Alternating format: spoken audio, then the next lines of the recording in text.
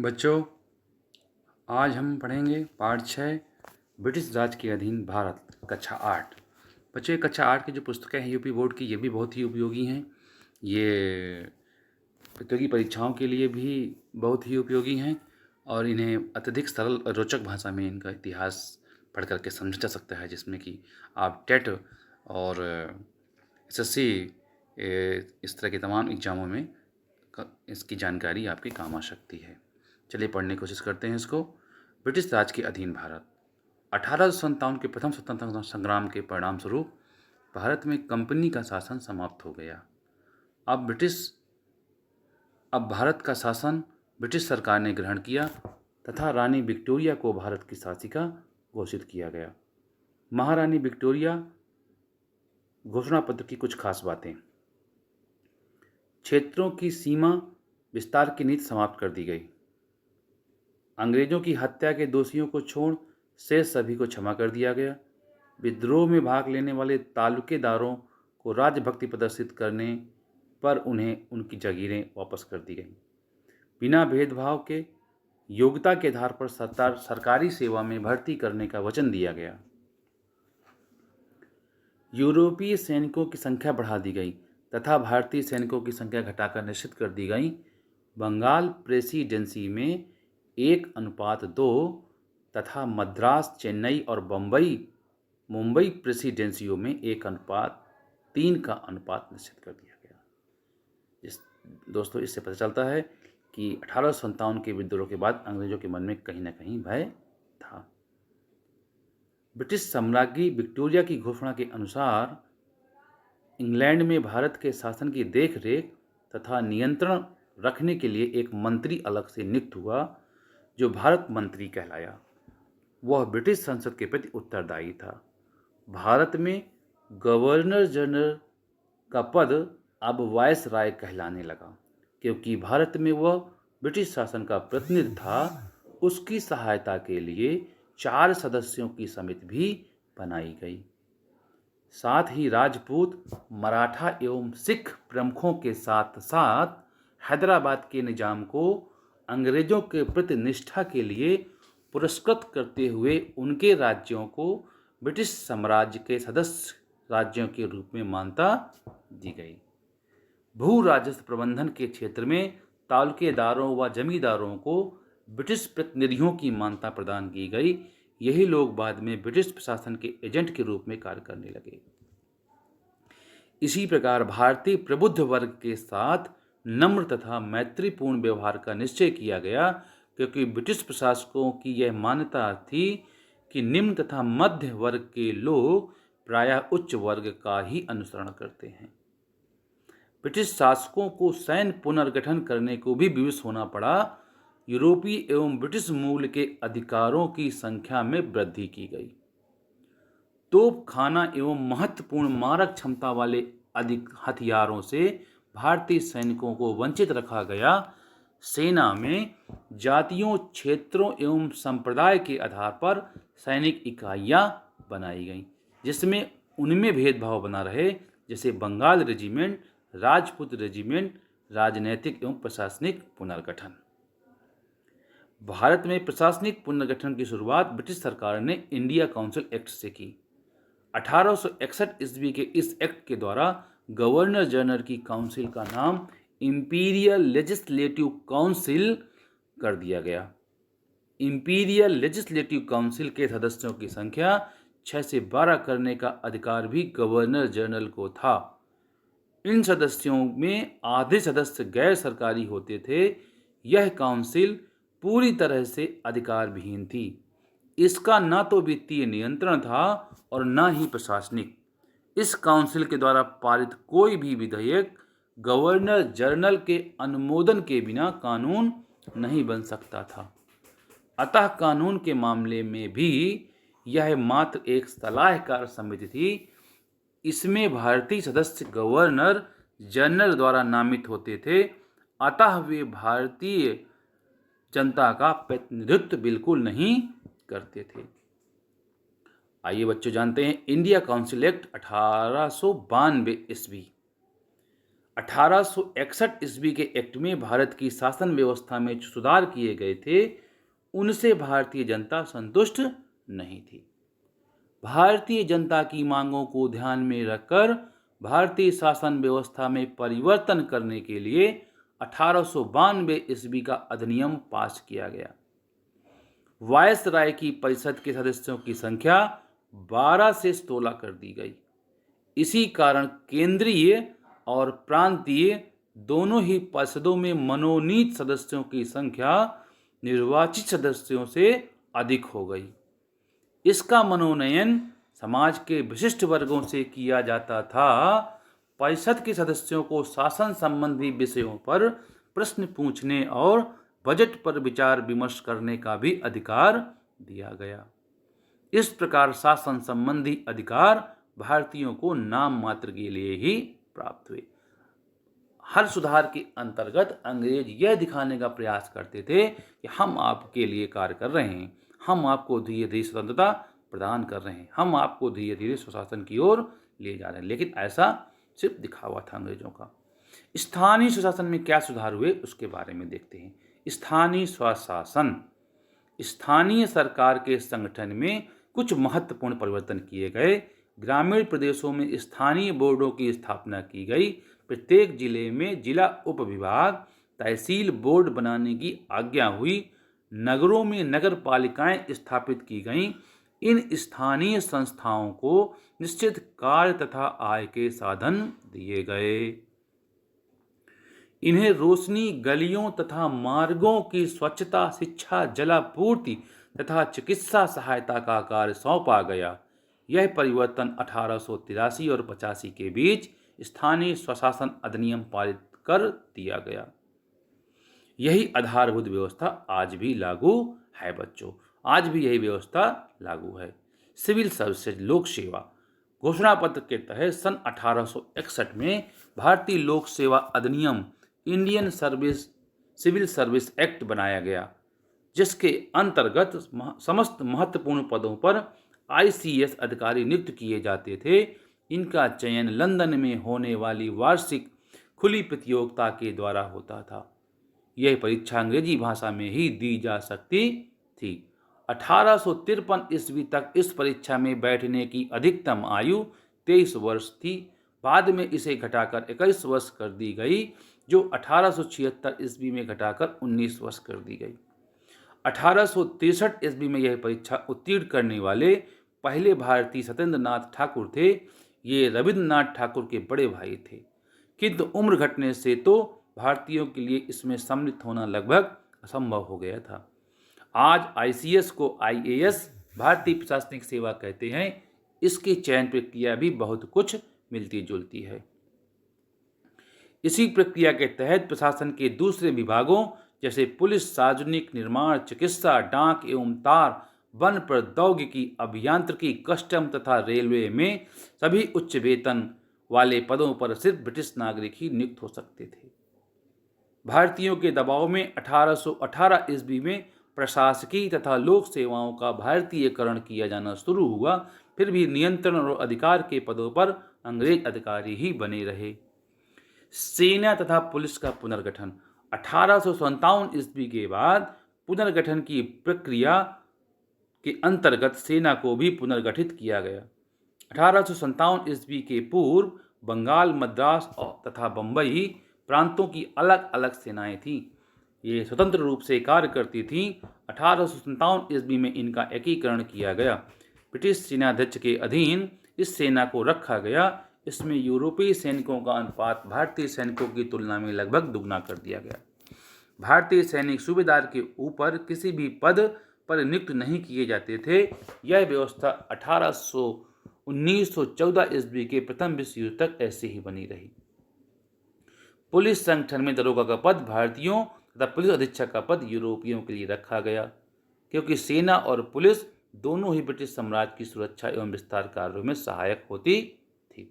न्यायिक संगठन, भारत में न्याय की परंपरागत प्रणाली मुख्य रूप से प्रचलित कानूनों पर आधारित थी।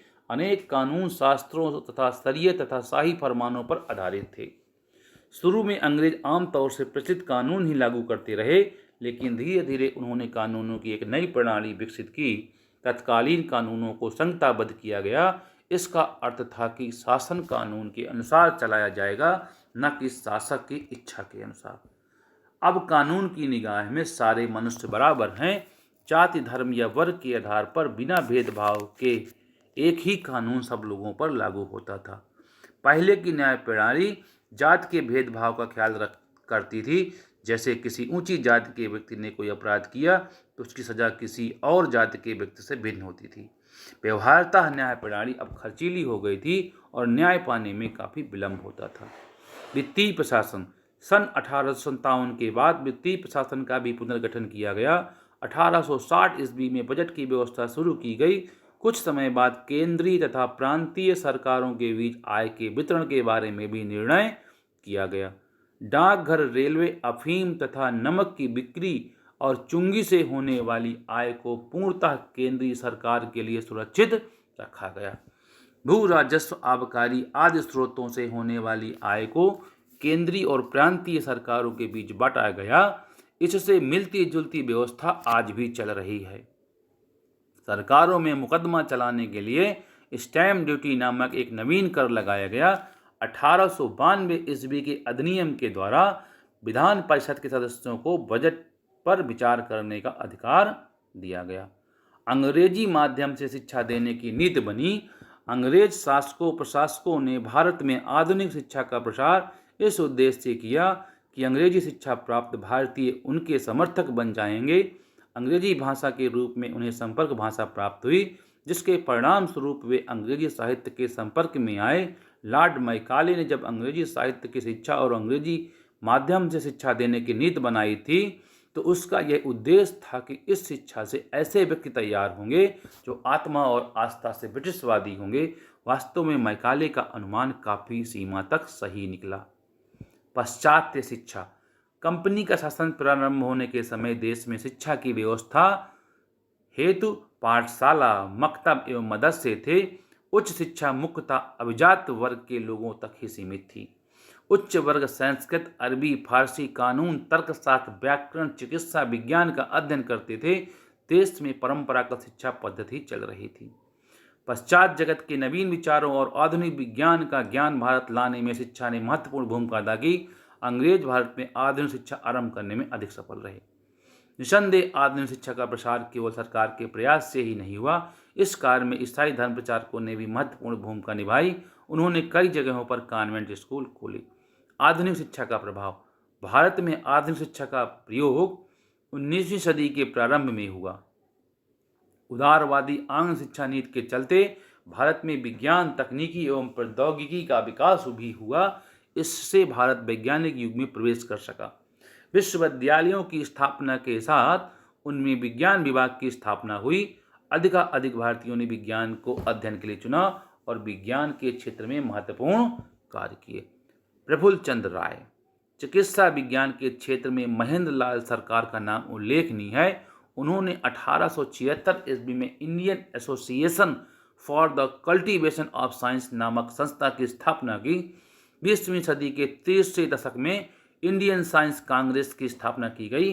साइंस कांग्रेस के अधिवेशनों में कांग्रेस देश के विभिन्न भागों के वैज्ञानिक भाग लेते थे और एक दूसरे से अपने विचारों व कार्यों का आदान प्रदान करते थे। प्रफुल्ल चंद्र राय, जगदीश चंद्र बसु, मेघनाथ साहा, बीरबल साहिनी जैसे कई वैज्ञानिकों ने ख्याति अर्जित की। सीवी रमन ने अपने कार्य और योगदान के आधार पर भौतिकी के क्षेत्र में नोबेल पुरस्कार भी प्राप्त किया। श्रीनिवास रामानुज गणित और विश्वेश्वरैया इंजीनियरिंग और टेक्नोलॉजी के क्षेत्र में महान भारतीय वैज्ञानिक थे। इस प्रकार भारतीय वैज्ञानिकों ने अपने योगदान से विज्ञान के विकास के द्वारा देश के विकास में महत्वपूर्ण योगदान किया। शिक्षा और विज्ञान के क्षेत्र में हुए विकास कार्यों से देश को एक नई गति और प्रतिष्ठा प्राप्त हुई। जगदीश चंद्र बसु, सीवी रमन। जन सुविधाओं में वृद्धि। 18वीं शताब्दी तक अंग्रेजों ने भारत के धार्मिक, सामाजिक और सांस्कृतिक जीवन में हस्तक्षेप न करने की नीति अपनाई, किंतु 19वीं शताब्दी के प्रारंभ से ही उन्होंने भारतीय समाज और संस्कृति में परिवर्तन करने के लिए कुछ कदम उठाए। भारत स्थित ब्रिटिश प्रशासन कुछ सीमा तक भारतीयों में आधुनिक सोच पैदा करना चाहते थे, लेकिन वहीं तक जहां तक ब्रिटिश हितों का नुकसान न हो। अतः उन्होंने भारत में आधुनिकीकरण की संतुलित नीति अपनाई। इस नीति के तहत अंग्रेजों ने कई हजारों किलोमीटर की रेलवे लाइन स्थापित कराई, जिससे आवागमन तेज हो सके व व्यापार को बढ़ावा मिले। अंग्रेज ठंडे प्रदेश के रहने वाले थे और उन्हें भारत में पड़ने वाली भीषण गर्मी को सहन करने की आदत नहीं थी। अतः उन्होंने अपने व अपने परिवारों को भीषण गर्मी से बचाने के लिए भारत में नए नगर नैनीताल, शिमला, दार्जिलिंग बसाए। अंग्रेजों ने भारत में नहर व कुओं का भी निर्माण किया, जिससे ज़्यादा से ज़्यादा खेती को सींचकर उत्पादन बढ़ाया जा सके और भू राजस्व की अधिक से अधिक प्राप्ति हो सके। 1853 पहली रेल यात्रा बोरवली से थाने के बीच में। इस समय यूरोप में नए चिंतन का उदय हो रहा था। इस चिंतन की अवधारणा थी विवेकशील वैज्ञानिक दृष्टिकोण, जिसका अर्थ था कि केवल वही बात सही मानी जाएगी जो मानव तर्क के अनुकूल हो और व्यवहार में जिसका परीक्षण किया जा सके। इसी क्रम में कुछ अंग्रेजों ने भारतीयों के रीति रिवाजों को असभ्यता का प्रतीक माना तथा भारतीय सभ्यता को गतिहीन कहकर उसकी निंदा की। उस समय भारतीय समाज में तमाम कुरीतियां आ गई थीं, जिसे भारतीय चिंतकों ने सुधार करने का प्रयत्न किया। इस कार्य में कुछ ब्रिटिश शासकों ने भी सहयोग दिया। यद्यपि उनकी नीति धार्मिक मामलों तथा रीति रिवाजों में कम से कम दखल करने की थी। बच्चों, अंग्रेजों द्वारा अपने हित में किया गया भारत में आधुनिकीकरण प्रत्यक्ष रूप से भारत के लिए लाभप्रद सिद्ध हुआ। अंग्रेजों द्वारा लागू की गई पश्चात शिक्षा ने भारतीयों की संकुचित सोच को तोड़ा और उनमें नई दुनिया की ललक और जिज्ञासा जागृत की। पढ़े लिखे भारतीय समाज की बुराइयों का विरोध करने के लिए एकजुट होने लगे। नई सोच और विकसित ज्ञान ने समाज में फैले कई अंधविश्वासों व कुरीतियों को तोड़ा। रेलगाड़ियों के आवागमन को न केवल सरल व सुरक्षित बनाया गया, अपितु वे छुआछूत व जात प्रथा को समाप्त करने में भी सहायक सिद्ध हुई। और भी जानिए, 1835 में अंग्रेजी भारतीय प्रशासन की सरकारी भाषा बनी। शिक्षा के प्रसार हेतु 1804 में भारतीय विश्वविद्यालय अधिनियम पारित हुआ। आज भी कई जगह मोहल्ले कुछ अंग्रेजी शासकों प्रशासकों के नाम पर, जैसे रॉबर्टगंज, एलनगंज, जॉर्जटाउन। नोबेल पुरस्कार यह एक अंतर्राष्ट्रीय स्तर का पुरस्कार है जो विश्व उच्च कोटि के साहित्यकारों, वैज्ञानिकों और अर्थशास्त्रियों, समाज सेवकों को दिया जाता है। चलिए बच्चों, अब हम लोग इसके प्रश्न अभ्यास को ध्यान देते हैं। प्रश्न अभ्यास में पार्ट 6 ब्रिटिश साम्राज्य के अधीन भारत। प्रश्न अभ्यास बच्चों, पहला प्रश्न है हमारा बहुविकल्पीय प्रश्न है। इंडियन काउंसिल एक्ट कब पास हुआ? 1892 ईस्वी में, 1861 ईस्वी में, 1883 ईस्वी में, 1885 ईस्वी में। तो बच्चों, बहुविकल्पीय प्रश्न है आपका ये। इंडियन काउंसिल एक्ट पास हुआ था हमारा 1892 ईस्वी में। इसका उत्तर होगा 1892 ईस्वी में। दूसरा प्रश्न है बच्चों हमारा, पहली रेल बोरवली से थाने के बीच कब चली? पहली रेल बोरवली से थाने के बीच कब चली बच्चों? 1851, 52, 53, 54। तो बच्चों 1853 ईस्वी में चली। कब चली? 1853 ईस्वी में। चलिए अगला प्रश्न है हमारा, अति लघु उत्तरीय प्रश्न है। सीवी रमन ने अपने कार्य और योगदान के आधार पर भौतिकी के क्षेत्र में कौन सा पुरस्कार प्राप्त किया? तो बच्चों इसका उत्तर है, सीवी रमन ने अपने कार्य और योगदान के आधार पर भौतिकी के क्षेत्र में नोबेल पुरस्कार प्राप्त किया। बच्चों अगला प्रश्न है, 1835 में कौन सी भाषा भारतीय प्रशासन की सरकारी भाषा बनी? तो इसका उत्तर है बच्चों, 1835 ईस्वी में अंग्रेजी भाषा भारतीय प्रशासन की सरकारी भाषा बनी। चलिए अगला देखते हैं, किस अधिनियम के द्वारा वायसराय की परिषद के सदस्यों को 12 से 16 कर दिया गया? तो इसका उत्तर है बच्चों, इंडिया काउंसिल एक्ट 1892 के द्वारा वायसराय की परिषद के सदस्यों की संख्या 12 से 16 कर दी गई। चलिए बच्चों अगला प्रश्न है, मैकाले भारतीयों को अंग्रेजी भाषा में शिक्षा क्यों देना चाहता था? इसका उत्तर लिखिए बच्चों, अंग्रेज शासकों प्रशासकों ने भारत में आधुनिक शिक्षा का प्रसार इस उद्देश्य से किया कि अंग्रेजी शिक्षा प्राप्त भारतीय उनके समर्थक बन जाएंगे। अंग्रेजी भाषा के रूप में उन्हें संपर्क भाषा प्राप्त हुई, जिसके परिणाम स्वरूप वे अंग्रेजी साहित्य के संपर्क में आए। लॉर्ड मैकाले ने जब अंग्रेजी साहित्य की शिक्षा अंग्रेजी माध्यम से शिक्षा देने की नीति बनाई थी, तो उसका उद्देश्य था कि इस शिक्षा से ऐसे व्यक्ति तैयार होंगे जो आत्मा और आस्था से ब्रिटिशवादी होंगे। मैकाले का अनुमान बहुत हद तक सही था। प्रश्न नंबर 2 है हमारा, महारानी विक्टोरिया ने घोषणा पत्र में भारतीयों के लिए कौन कौन से आश्वासन दिए? तो उत्तर है इसका, महारानी के घोषणा पत्र में भारतीयों के लिए निम्न अनुशासन दिए गए। पहला क्या था? क्षेत्र के सीमा विस्तार की नीति समाप्त कर दी गई। दूसरा, अंग्रेजों की हत्या के दोषियों को छोड़ सभी को क्षमा कर दिया गया। विद्रोह में भाग लेने वाले तालुकादार को राजभक्ति प्रदर्शित करने पर उन्हें जागीर वापस कर दी गई। बिना भेदभाव व योग्यता के आधार पर सरकारी सेवा में भर्ती करने का वचन दिया गया। बच्चों, अगला प्रश्न है हमारा दीर्घोत्तरीय प्रश्न है ये, ब्रिटिश संसद द्वारा भारत में किए गए 4 प्रशासनिक सुधारों के बारे में लिखिए। चलिए लिखते हैं इसको। उत्तर हमारा पहला है, ब्रिटिश संसद द्वारा 1861 का काउंसिल एक्ट पास किया गया, जिसके तहत इंग्लैंड में भारत के लिए मंत्री और भारत में वायसराय की नियुक्ति हुई। दूसरा क्या हुआ, इसके बाद इंडिया काउंसिल एक्ट 1892 पास हुआ, जिसमें वायसराय परिषद के सदस्यों 1861 का इंडियन सर्विस एक्ट भी पास हुआ, जिसके अंतर्गत महत्वपूर्ण पदों पर ICS अधिकारी नियुक्त होते थे। इनका चयन लंदन में खुली प्रतियोगिता के द्वारा होता था। चलिए बच्चों, 1883 और 1885 ईस्वी में स्थानीय स्वशासन अधिनियम पारित किया। फिर इसके बाद है 1893 ईस्वी में सेना और पुलिस को भी पुनर्गठित किया गया। भारतीय सेना में सूबेदार और पुलिस संगठन में दरोगा के पद भारतीयों के लिए रखे गए। बच्चों, अगर वीडियो आपको अच्छा लगा हो तो वीडियो को लाइक और हमारे चैनल को सब्सक्राइब कर सकते हैं। Okay, thank you, tata, bye bye, see you.